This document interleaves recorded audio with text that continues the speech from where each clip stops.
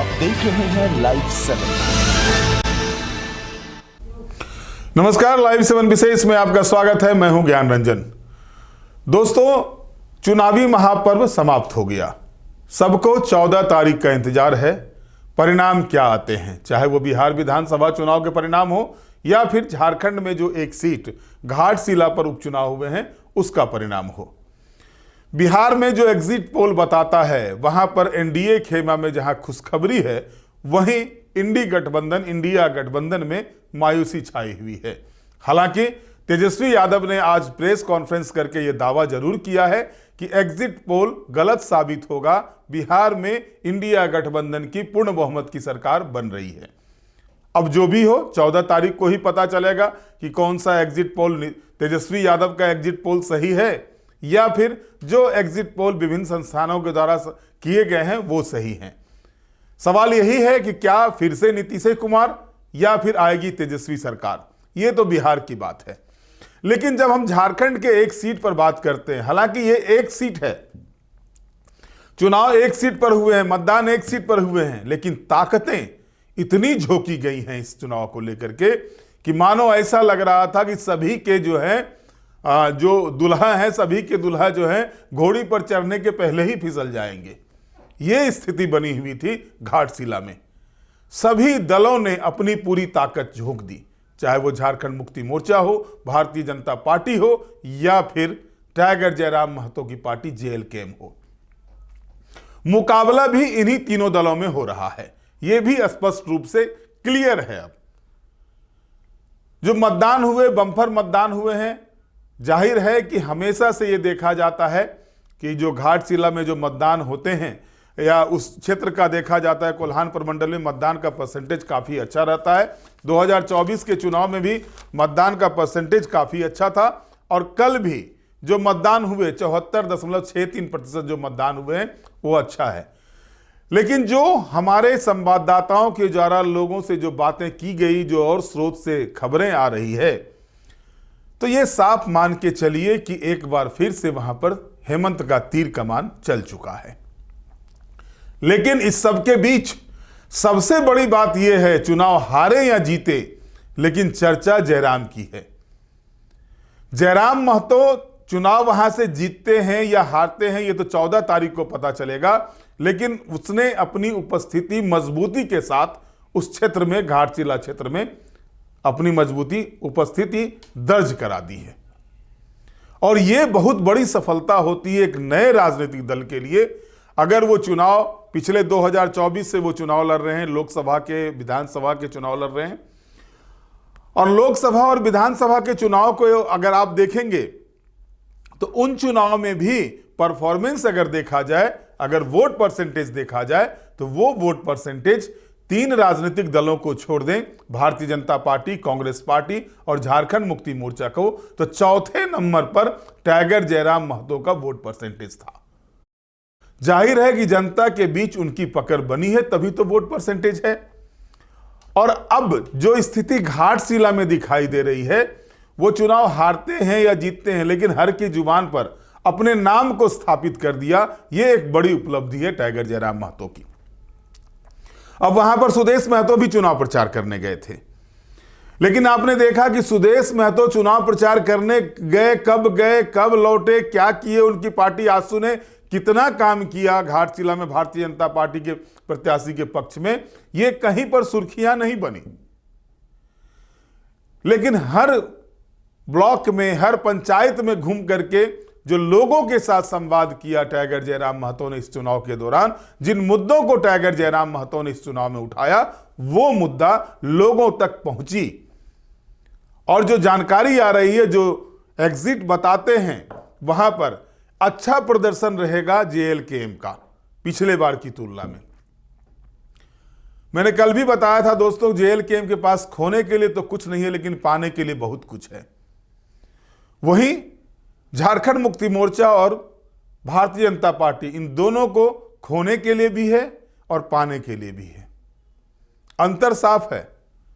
Tiger Jairam Mahato को वहां पर खोने के लिए कुछ नहीं है, पाना है।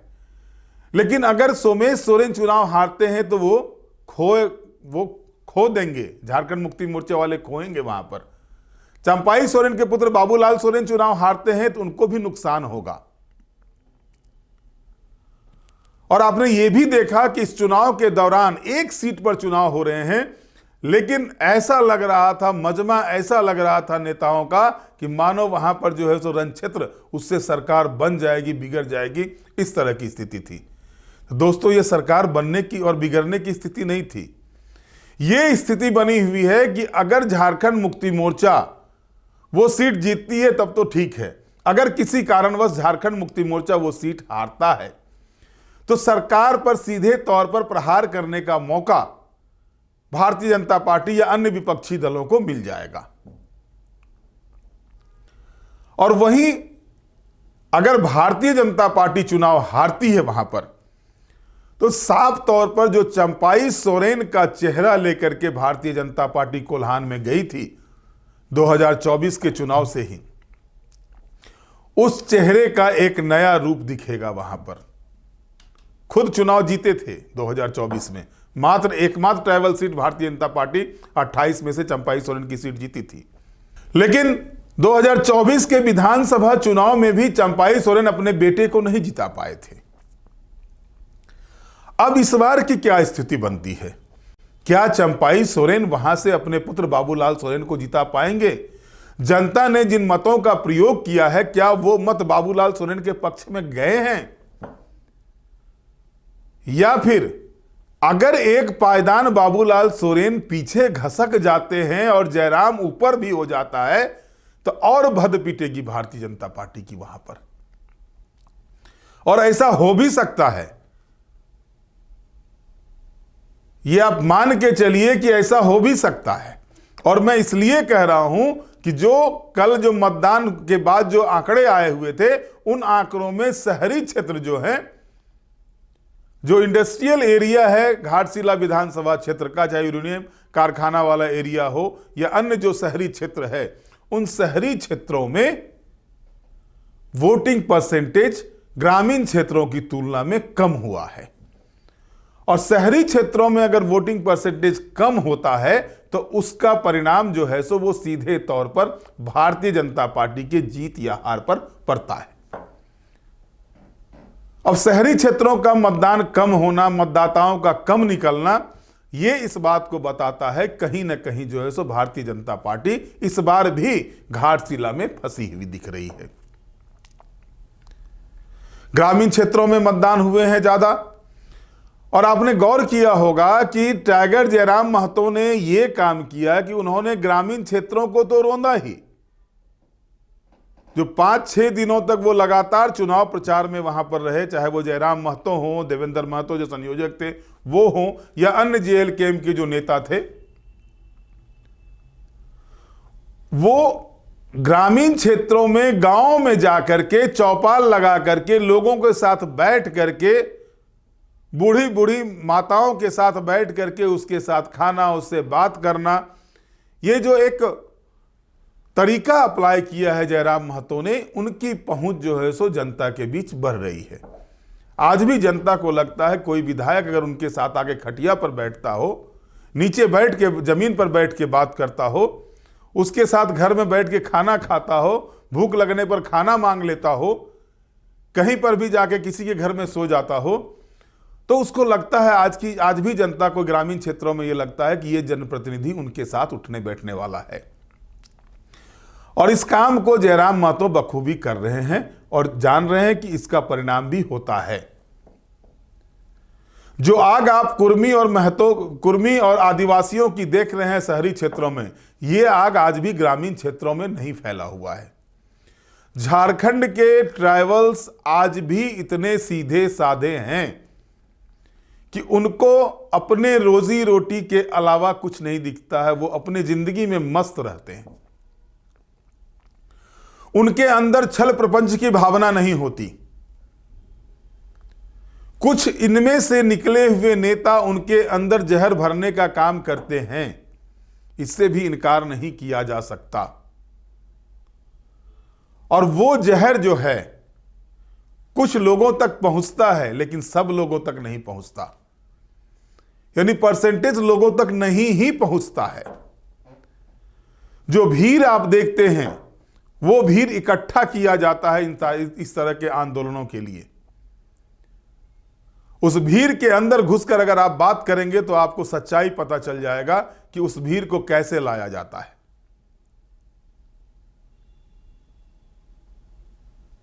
और जो स्थिति ग्रामीण क्षेत्रों में आज भी है, 25 वर्ष झारखंड का हो गया, 25वें वर्ष में झारखंड है और रजत जयंती समारोह इस बार मनाया जा रहा है। 16-17 दिनों का कार्यक्रम होने जा रहा है।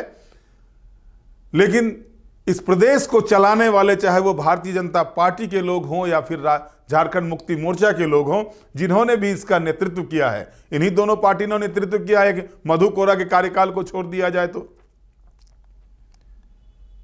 और कांग्रेस पार्टी ने भी किया है बैक दरवाजे से राज्यपाल शासन के, जब राष्ट्रपति शासन लगा हुआ था तो ये तीनों पार्टी ये तो बताया कि 25 वर्षों में झारखंड को कहां ले गए, क्या हुआ झारखंड का।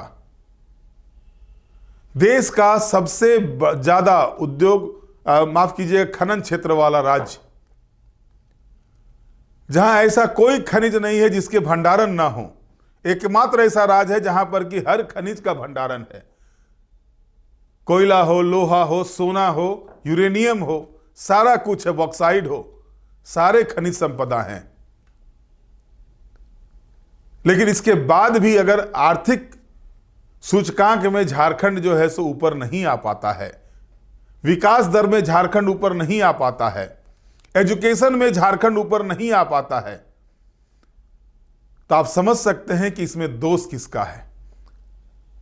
जिसने भी इस राज्य को चलाया है 15 नवंबर 2000 के बाद से अब तक, उसमें अगर देखा जाएगा तो दोष सबों का है। एक दूसरे पर आरोप प्रत्यारोप लगा करके जिस तरह से राजनीति की जाती है, उससे झारखंड का बंटाधार हो रहा है और ये बंटाधार करने में लगे हुए हैं लोग। अलबत्ता ये राजनीति जब होती है कि नाम बदलने की राजनीति जब होती है, कोई योजना अगर पूर्ववर्ती सरकार ने चलाया, उस योजना से अगर गरीबों को लाभ मिल रहा है, लोगों को लाभ मिल रहा है, तो उस योजना का नाम बदल दो। पूर्व की सरकार, अगर यूपीए की सरकार ने कोई योजना चलाया और उस योजना का एनडीए की सरकार बने तो उस योजना का नाम बदल दो। एनडीए की सरकार ने कोई योजना चलाया तो उस योजना का नाम बदल दो, कुछ योजना को बंद कर दो। और झारखंड की नियति यह रही है कि 25 वर्षों में झारखंड को यही मिला है, चेहरा चमकाओ, जनता को बोका बनाओ। और ये लगातार ये काम होता आया है। लेकिन अब घाटशिला उपचुनाव की जब हम बात करते हैं तो घाटशिला उपचुनाव में मैंने बताया था आपको पहले भी कि जो 50% वोटर हैं, आदिवासी वोटर जो हैं 50%, वो तय करते हैं कि उनका रहनुमा कौन होगा। जाहिर तौर पर एज मिला हुआ है झारखंड मुक्ति मोर्चा को, ट्राइबल वोट्स उसके साथ है। अब इन ट्राइबल वोट्स में जयराम कितना सेंधमारी कर पाते हैं ताकि उनका वोट ग्राफ बढ़े। भारतीय जनता पार्टी को भी पिछले बार भी ट्राइबल्स वोट मिले थे, वहां पर ऐसा नहीं था कि ट्राइबल्स उनको वोट एक भी नहीं किए थे, और तभी तो 75,000 से ज्यादा वोट आया हुआ था भारतीय जनता पार्टी कैंडिडेट को। तो वो भी तय करेंगे। लेकिन जो जानकारी है उसके हिसाब से तीर कमान फिर से वहां चल रहा है, लेकिन चर्चाएं जो है सो जयराम की हो रही है। बहरहाल एक चीज और बता दें, आप लोग पढ़ भी लिए होंगे, देख भी लिए होंगे, बिहार में जो स्थिति बनी हुई है, बिहार में नीतीश कुमार के विकास पर फिर लोगों का विश्वास है, ऐसा एग्जिट पोल के माध्यम से समझ में आ रहा है। जो एग्जिट पोल आए हुए हैं विभिन्न संस्थानों के द्वारा, अगर आप उसको गौर करेंगे, बिहार में कुल 243 सीट है और बहुमत के लिए 122 सीटें चाहिए वहां पर। इसमें अगर आप देखेंगे एजेंसी वाइज अगर हम बात करें तो चाणक्य स्ट्रेटजी की ओर से जो एग्जिट किया गया उसमें 130 से 138 सीट एनडीए को दिया जा रहा है, महागठबंधन को 100 से 108 सीट, जन स्वराज को एक भी सीट नहीं दिया जा रहा है जो क्रांति लाने की बात कही जा रही थी, और अन्य को 3 से 5 सीट। वहीं अगर मार्टिज आईएनएस को देखेंगे, IAANS को तो 147 से 167 इन एनडीए को, उसके बाद महागठबंधन को 70 से 90 और जन स्वराज को 0 से 2 और अन्य को 2 से 8 सीटें दी जा रही है। पीपल्स प्लस का अगर एग्जिट पोल आप देखेंगे तो उसमें 133 से 159 एनडीए को, 75 से 101 महागठबंधन को और जन स्वराज को 0 से 5 सीटें और अन्य को 2 से 8 सीटें दी जा रही है। जेवीसी पोल को अगर आप देखेंगे तो उसमें 135 से 150 सीटों तक का दावेदारी की जा रही है एनडीए के पक्ष में, महागठबंधन को 88 से 103 सीट और जन स्वराज को 1 सीट की बात कही जा रही है, अन्य को 3 से 6 सीट। पीपल्स इनसाइड को अगर आप देखें तो उसमें 133 से 148 सीट एनडीए को, 87 से 102 सीट महागठबंधन को और जन स्वराज का 1 भी सीट नहीं और 3 से 5 सीट जो है, माफ कीजिएगा, जन स्वराज को 0 से 2 सीटें और अन्य को 2 से 8 सीटें दी जा रही है। पोल स्टेट को अगर आप देखें तो वो भी 133 से 148 की दावेदारी कर रहे हैं एनडीए को और 87 से 102 जो है वो महागठबंधन को और जन स्वराज को 1 भी सीट नहीं और 3 से 5 सीट अन्य को दिया जा रहा है। पोल डायरी ने तो हद कर दी, 184 से 209 सीट वो एनडीए को दे रहे हैं, 32 से 49 यानी 50 का भी आंकड़ा महागठबंधन को नहीं बता रहे हैं ये, और जन स्वराज को 0 और 1 से 5 अन्य को। टाइम्स नाउ का अगर एग्जिट पोल देखें तो 143 जो है सो एनडीए को, 95 महागठबंधन को और 5 सीटें अन्य को, जन स्वराज यहां भी 0 सन्नाटा है। प्रजा पोल एनालिटिक्स का देखेंगे तो 186 सीट एनडीए को, 50 सीट महागठबंधन को और जन स्वराज को 1 भी सीट नहीं, 7 सीटें अन्य को दी जा रही है। टीआईएफ रिसर्च का अगर आप देखेंगे तो उनका जो है सो 145 से 163 एनडीए को, 76 से 95 महागठबंधन को, जन स्वराज को 1 भी सीट नहीं, 0 से 1 सीट अन्य को दिया जा रहा है। पोल ऑफ पोल्स को अगर आप देखेंगे तो 156 से 170 सीटें एनडीए को, महागठबंधन को 68 से 80 सीटें और जन स्वराज को 1 भी नहीं, अन्य को 2 से 6 सीट। यानी पूरे एग्जिट पोल को अगर आप देखेंगे तो इसमें साफ तौर पर दिख रहा है कि नीतीश कुमार की सरकार बनती हुई एग्जिट पोल के माध्यम से दिख रही है। तेजस्वी यादव के नेतृत्व वाली जो इंडिया गठबंधन है उसको वहां पर करारी हार का सामना करना पड़ सकता है। इस बार भी सरकार तेजस्वी यादव बनाते हुए नहीं दिख रहे एग्जिट पोल के माध्यम से। हालांकि तेजस्वी यादव ने सारे एग्जिट को धत्ता बताते हुए आज दावेदारी पेश की है कि उनकी ही सरकार बन रही है। अब कयामत की जो 2 रात है, बुधवार और बुधवार और गुरुवार की रात, ये दोनों रात के बाद शुक्रवार का दिन जो सुबह जो होगा, शुक्रवार की सुबह लेकर आएगा कि सूरज जो खिलेगा बिहार का वो एनडीए के साथ रहेगा, कमल और तीर का चलेगा या फिर पंजा और लालटेन चलेगा, जलेगा वहां पर लालटेन। इस बार ये देखना होगा। और घाटशिला में क्या होगा, तीर कमान वापसी करेगा वहां पर या फिर कमल खिलेगा या फिर कैंची, इन दोनों का लुटिया डूबेगी, ये देखना दिलचस्प होगा। बहरहाल आज के विशेष में इतना ही। आप हमारे साथ जुड़े रहें, हमें लाइक करें, सब्सक्राइब करें। बहुत बहुत धन्यवाद। नमस्कार।